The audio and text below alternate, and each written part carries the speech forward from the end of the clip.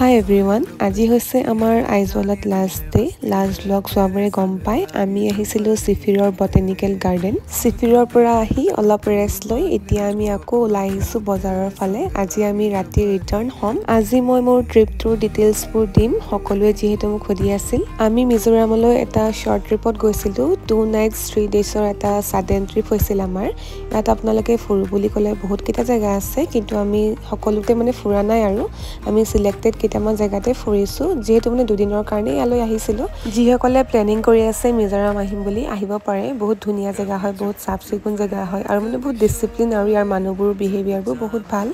আজি আমি ৰিটাৰ্ণ যাম গুৱাহাটীলৈ আমাৰ ট্ৰেইন আছে 7 PM ত সাইৰাঙৰ পৰা মই ট্ৰিপটোৰ ডিটেইলছবোৰ দিয়া আছে আপোনালোকে চাব যদি কিবা প্ৰবলেম হয় সুধিব আমাৰ বহুত ভাল লাগিল মিজোৰামৰ ট্ৰিপটো এটা শৰ্ট ট্ৰিপ হয় বাৰু কিন্তু ভাল লাগিল তো আপোনালোকে আহিব পাৰে নিজৰ ফ্যামিলি ফ্ৰেণ্ডছৰ লগত ফুৰিবলৈ